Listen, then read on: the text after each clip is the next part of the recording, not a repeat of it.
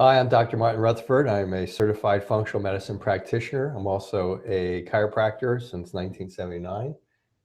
Dr. Randall Gates, board certified chiropractic neurologist, as well as being a chiropractor. And today we're going to talk about fibromyalgia and sleep, how insomnia perpetuates chronic pain. Again, for those of you who've been watching us, you probably know everything I'm about to say, but for those of you who haven't been watching us, we've developed a chronic pain practice here by combining the disciplines of functional neurology and functional medicine. And we started out years ago with fibromyalgia as a group of practitioners who were involved in trying to find some methods to help calm down the pain with fibromyalgia. And that kind of morphed into a lot of other things: peripheral neuropathy and restless leg syndrome, chronic fatigue and balance and dizziness and vertigo, and so on and so forth. And it's interesting, as time went on, we started to realize that there were unique strains that that flowed through most of these chronic problems. And the two most common ones we see are fight-flight mechanisms, which we call sympathetic dominance, where your brain just going a million miles an hour in this survival mechanism, if you will, that's supposed to only be engaged for a little while, becomes engaged kind of perpetually. And we also see a lot of autoimmune problems. In fact, I virtually see almost every patient we've seen in the last 5 years have one or the other or both. In the same vein, we see a lot of similarity in symptoms that come in. We'll see a lot of people come in with chronic fatigue. We'll see a vast majority of people coming in with digestive bowel problems. In fact, if somebody doesn't mark digestive bowel problem off when I'm doing their initial consult, I'll start saying, you don't have gas, you don't have diarrhea, you don't have bloat. Oh yeah, I have bloating. So very common. Another one is depression. Depression is one. Virtually everybody walks in here and checks the box depression. And another one that may not be quite as consistent as those, but I would say probably 75, 80, 90% of people come in here marked down is insomnia. And I did a radio show many years ago, back in the mid to late 90s, had the opportunity to interview, I think it was Dr. Moss. It was Haas or Moss. Sorry, Doc. I think it was MAAS Moss. And he wrote a great book on sleep and the various stages of sleep and so on and so forth. And we're going to delve into that a little bit more today, because most of our fibromyalgia patients don't sleep. There are a variety of reasons for that. And there's this kind of closed circuit, which if you have fibromyalgia, you don't sleep. But if you don't sleep, apparently it perpetuates your fibromyalgia. Many of you know sleep, the deep sleep, seems like a lot of people know today. If you don't get deep sleep, it's kind of hard to heal, even from injuries, even from bumps and bruises and things of that nature. And this kind of takes it one step farther for the fibromyalgia patient. So let's talk about fibromyalgia again in general. For those of you who are new to this, we have a number of presentations online on fibromyalgia. We'll just catch you up here a little bit for those who have not seen any of those. As Dr. Gates often says, fibromyalgia is a blind spot in the healthcare industry. I have fibromyalgia. I went through kind of the whole thing of what is it? There's no test for it, blah, blah, blah. And so let's talk a little bit about fibromyalgia. What is it? Rheumatologists are the ones that often get these patients, sometimes internists. It's kind of a hodgepodge, but let's talk about fibromyalgia and why people are still watching this to find out how they can fix their fibromyalgia, even though they've been to a bunch of different places. And we can kind of morph from that into the more specifics of what we're going to talk about today. Perfect. Fibromyalgia is one of the most misunderstood conditions still in present healthcare, 2015. Back in the 80s and by 1990, the American College of Rheumatology came out and said, we have this subgroup of patients who seem to have pain all over their body. They don't have rheumatoid arthritis. They don't have multiple sclerosis. They don't have lupus, but they're in pain, and they seem to be in pain, and they're sensitive to pressure. And we need to call this something. So they called it fibromyalgia, which, as Dr. Rutherford will commonly say, means pain in the muscle fibers, which is really a horrible diagnosis, because now we know that that's really not what's going on. From 1990, there's just been a lot of research done as to why a fibromyalgia patient will be experiencing pain to the level that they do when seemingly, quote unquote, nothing is wrong.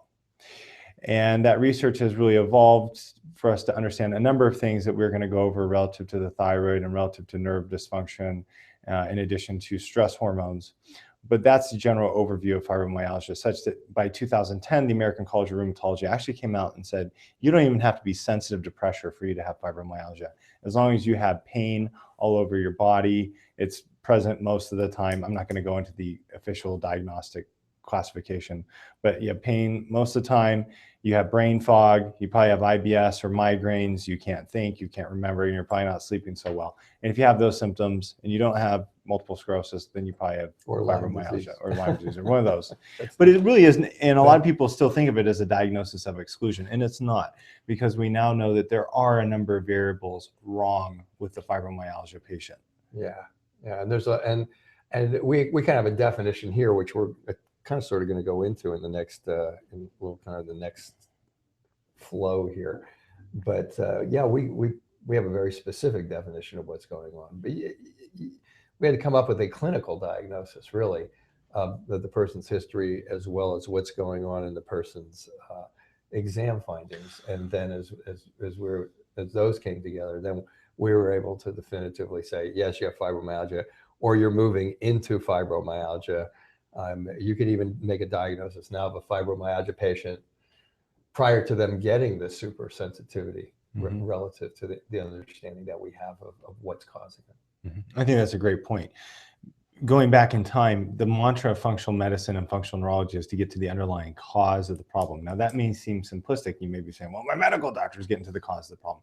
And they are definitely trying to with a number of conditions, but with chronic pain frequently, medical doctors, pain management specialists, rheumatologists, general practitioners, they have so many minutes to see you. You're in pain. The natural approach is to give you a medication to help with that pain, to basically decrease the pain, maybe completely alleviate it. Whereas our approach is to say, well, what? We don't have that ability in our repertoire. We don't give medication. So we want to get to the underlying cause. And so 6 years ago, Dr. Rutherford started hammering, a lot of these fibromyalgia patients seem to have signs of Hashimoto's thyroiditis, which is where the immune system kills the thyroid. And we started seeing these patterns where a lot of these fibro patients did.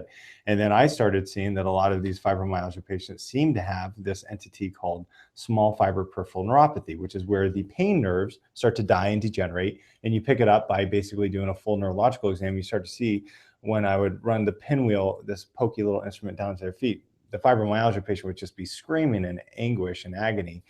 And normal patients wouldn't be doing that. And it was not just that they were sensitive all over their body, they were very sensitive in the feet.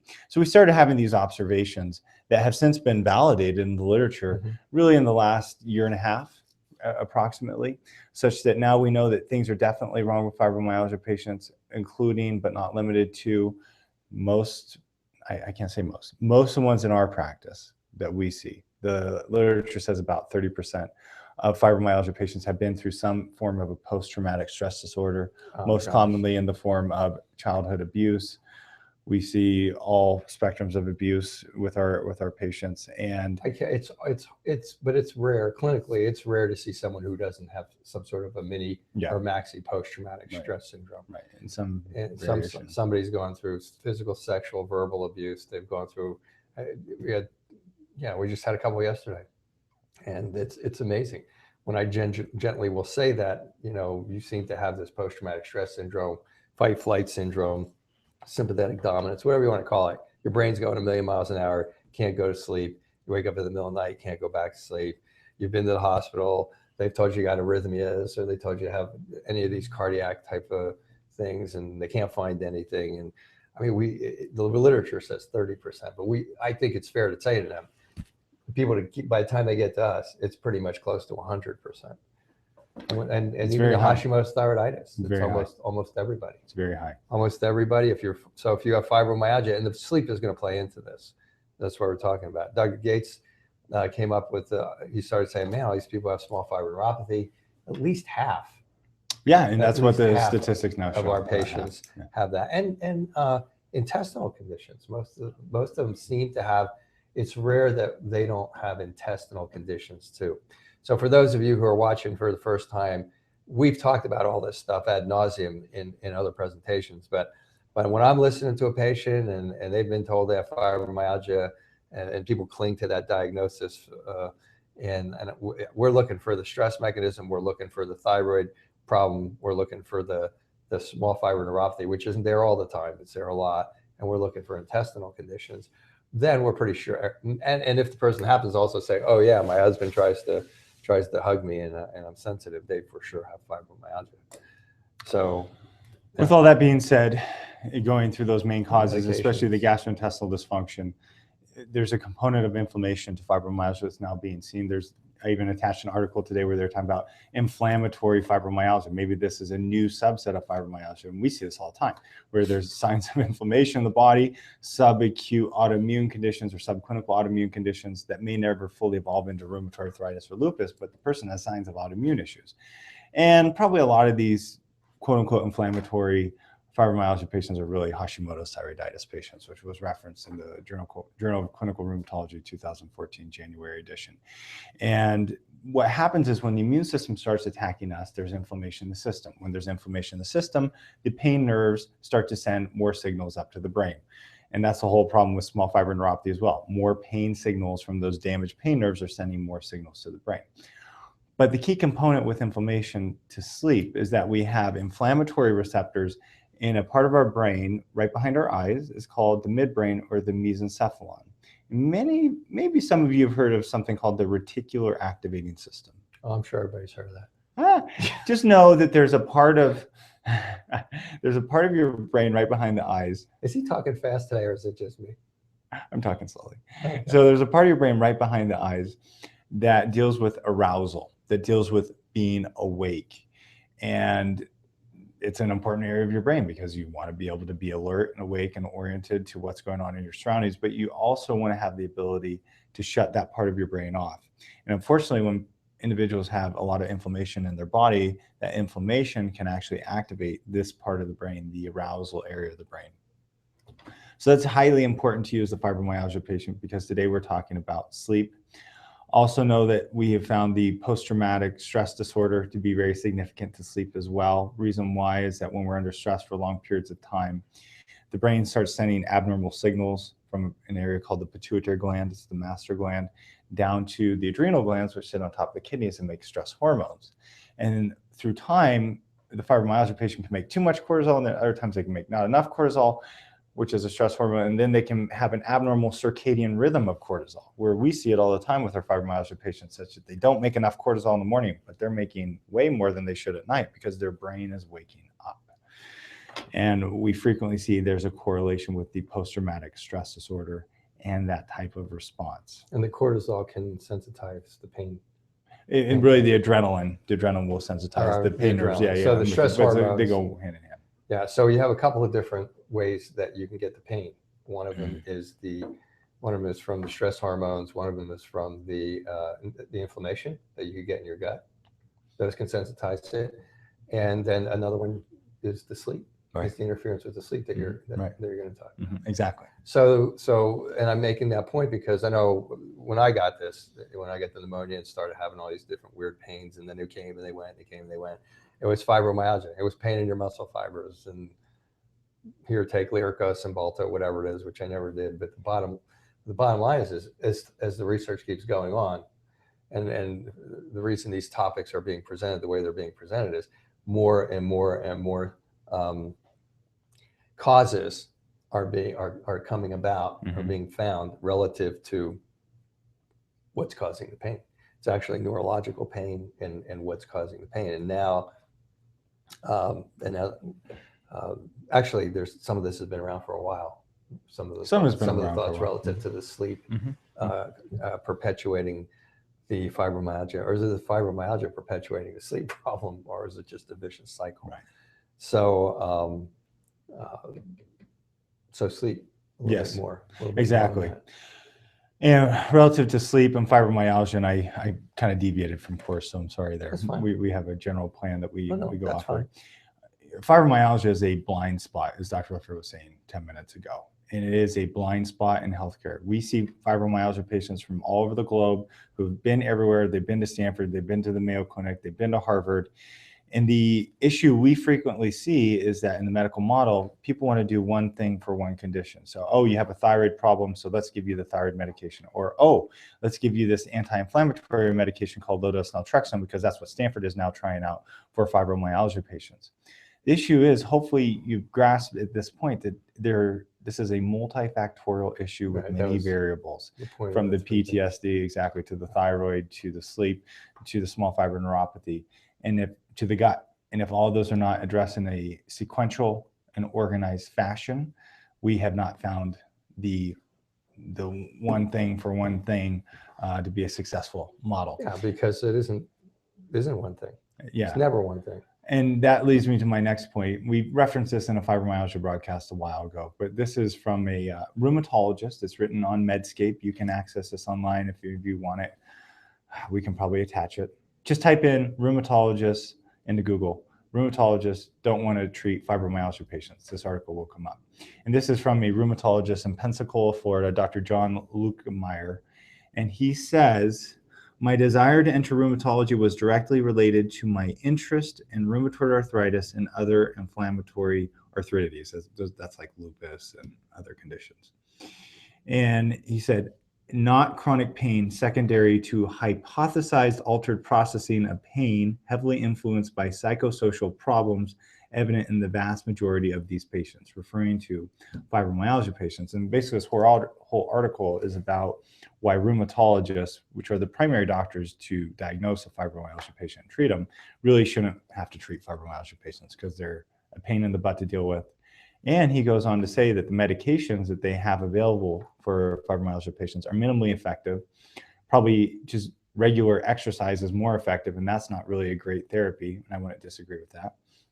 It's good, but it's not what we're talking about in terms of specificity. Patients, you have fibromyalgia patients have something called a metabolic capacity that can't be exceeded. In other words, you can't do as much as maybe the next person. So you get a good day. Fibromyalgia patients, most have autoimmune problems. You have a good day and you go, oh, I'm going to get my laundry done. I'm going to run to the store. I'm going to go watch the kids play soccer. I'm going to do this. I'm going to do that. In the next 3 days, you're down. So same thing if you go to the gym. I just had a lady in yesterday. She's trying harder and harder and harder to do things that are going to help her. So she's going to the gym more and she's crashing more. She has fibromyalgia. So exercise is not only minimally effective, it can perpetuate a lot of the problems that we just got done talking about as far as the pain receptors and affecting your immune system and things of that nature. Yeah.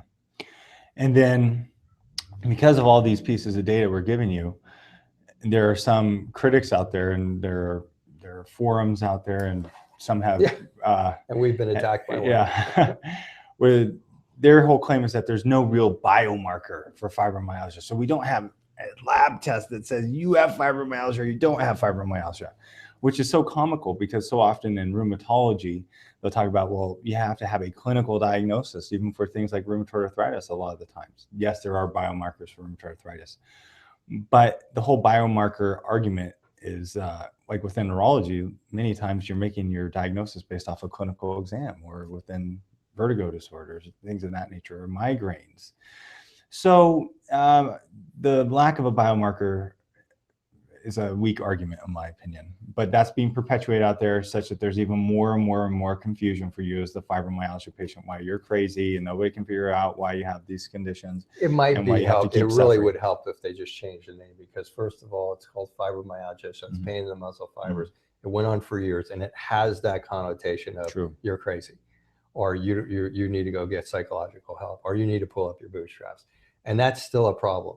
And when you have a migraine it has I mean, frankly, migraines aren't exactly the best diagnosed things. Right. Relative to the medical profession. Right. But so maybe that's not a good example, but I mean, if you have a cut, you can see a cut, you can see it's there, it's a cut, it's this. Where the fibromyalgia patient, you can't see anything and there's not one biomarker, but there are a lot of biomarkers. If that person has a chronic fight-flight syndrome going on and their cortisol levels are up and they have any type of a digestive bowel problem that's inflammatory, if they have small fiber neuropathy, which is easily demonstrated and a good neurological exam. And if you have Hashimoto's thyroiditis, in our world, that ultimately is going to become the definition of fibromyalgia. So, I mean, it just needs to have the, and now sleep deprivation, it just needs, it needs a different definition. Mm-hmm. I really think that would solve the problem. That's a great point. But anyway, to go on to the fact that, like Dr. Gates says, there's no biomarker. So you get a lot of people out there. There's no such thing as fibromyalgia. It's not something that you can see. A lot of people with fibromyalgia look good. Oh, you're just faking it to get disability. I mean, I know, believe me, I understand. And so it can be a little bit of a challenge. I never even talked about it because I thought, man, people are going to think I'm crazy. I couldn't hardly get out of bed. I hurt, my arms hurt, my body hurt. But I had been going through a lot of stress at the time, so I felt like I would incur the, oh, you're just under a lot of stress. You just got to, pull up your bootstraps, go to work, calm down, whatever, So yeah, so it's something that is a blind spot in the healthcare system, but it is becoming less and less so as we see consults come in. More and more people are watching presentations like this and getting that they're not having a psychosomatic problem or something like that. And people who are watching things like this are looking for solutions. And a lot of patients who are coming into these consults now have already tried a lot of the things that we're talking about. We have other presentations as to why that's pretty complex and why you have to know exactly which of those you have and which of you don't, which are more severe. And then you have to treat it in a kind of a very precise order. You have to know what's going on with that patient, which of these elements are present, what order should they be treated in. And that would lead me back to the sleep mechanism, because the sleep can be off from the stress mechanisms, from the cortisol mechanisms. That can be off. It can be off on occasion from blood sugar issues. I know from people who have reactive hypoglycemia, their blood sugar will kind of tank out in the middle of the night, and then their adrenal glands will kick in, wake them up, because their adrenal glands also have to mobilize blood sugar out of the liver, and now the person's awake like this and they can't go to sleep. But there is an intimate relationship between that pattern and fibromyalgia and not getting better. And so you're looking for solutions. We've tried to give you a little bit of a background for those of you who haven't seen any of those previous presentations. Why don't you get a little bit more heavily into the sleep issue? Absolutely. I know you kind of went through it there quickly. No, but yeah, and we'll go into it now, because that's the crux. I guess what I'm trying to say is that some doctors out there will even say, well, until you get the fibromyalgia patient sleeping, they'll never get better. We haven't really found that to be entirely true, because of addressing this sequential model, as we're saying, with the gut and with the thyroid and with the small fiber neuropathy and with the stress, you have to piecemeal all those out and address them one at a time, and then see where the chips fall, so to speak. And then, but we do have some patients where we do all that, and then they're still not sleeping well. And then at that point, we'll hit the sleep, and we'll get them sleeping better, either through natural supplementation, stress relaxation exercises, referral for a medication, referral to a psychiatrist to deal more with the PTSD issue. And out of that, then they start sleeping. Then we see frequently those patients start to feel better. So then that pushes them over the edge into where their physiology starts to become normal again. And the reason why basically fibromyalgia patients feel better once they start sleeping is that we all have natural areas in our brain that make chemicals that shut off pain signals from the body. So they're right in the lower brainstem, and they send signals and chemicals down into the spinal cord. So when you have pain nerve fibers sending signals into the spinal cord, it basically puts out the fire right then and there. Morphine comes from our own brain. Our brain makes morphine. And now we have a society that we take most of the prescription narcotics, opioid use in the world, in this country here, because we have a pain management system that is heavily reliant on that. Morphine came from discovering it in our own neuraxis, so to speak.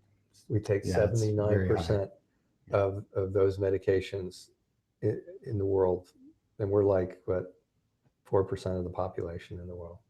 It's staggering. Yeah. It's a problem in our opinion, but we don't need to go into that. This is probably a separate broadcast. in essence, just think that you're going to be making more morphine generally, as an example, if you're sleeping better. And when you're not sleeping, you're not making those chemicals to shut off your pain. They've shown that fibromyalgia patients don't go into this slow wave sleep cycle that is very important to the deep sleep that Dr. Rutherford was talking about.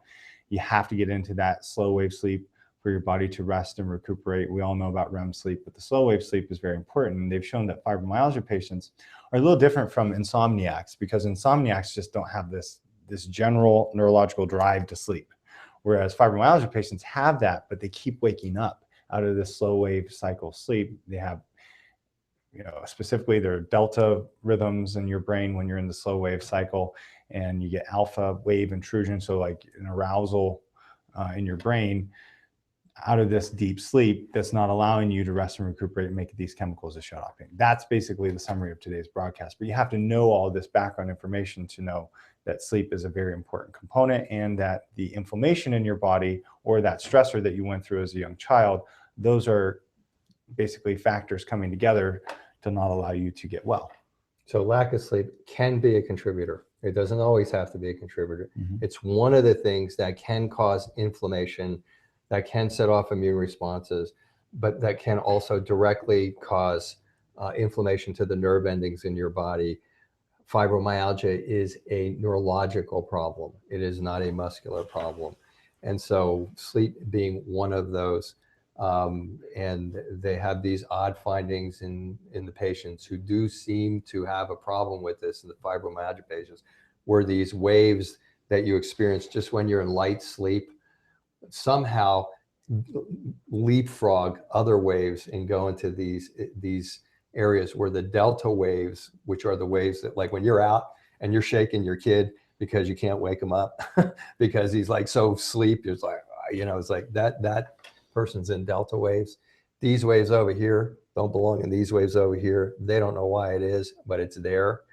And when that occurs, then you can start to get these inflammatory responses, and these inflammatory responses can then add to your fibromyalgia pain for those of you for whom this occurs. And so it's just one more thing to let you know. It's just one more physiological function that is contributing to the pain that is not in your head. It's in your muscle fibers, or it's in your nerve fibers. After all that saying, it's not, it's in your nerve fibers. So hopefully we kind of pulled that together there at the end. So sleep, important for anybody, important for everybody. You think better, you drive better, you work better, all those types of things. Certainly a good night's sleep is something everybody should get. You heal better from sicknesses, and you heal better from bruises and bumps and all that type of stuff. But for the certain group of fibromyalgia patients, poor sleep actually perpetuates the sensitivity that you experience, that we are currently at this day and age calling fibromyalgia. So what else? That was it. That's it. That's okay. The broadcast. That's the summary. So we're done. Okay, so we're done for today, and Dr. Gates will come up with another interesting topic for next week.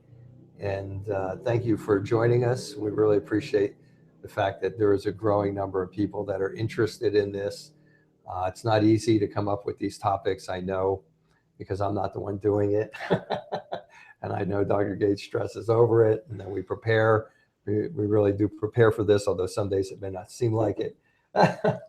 And we really appreciate the feedback that you give us in the direction. So we'll keep doing this. We do enjoy doing it. It's really a nice thing to do for ourselves, relative to keeping up on what we do and sharing with you what we observe in our practice. So any suggestions you have, we're always open to those for more topics. And we can't take your questions anymore. It's kind of overwhelming at the point where it's a couple of hours a week, and we do work a lot here. We actually are pretty busy. So anything that we have a website, you can see what we do and things of that nature. Yeah, powerhealthtalk.com. That's where this video will eventually be. You may be accessing it on YouTube, but for more information, go to powerhealthtalk.com, our Facebook page, and yeah, most of your questions should be answered there. There you go. So we'll see you next week. Okay, thanks for watching. All right.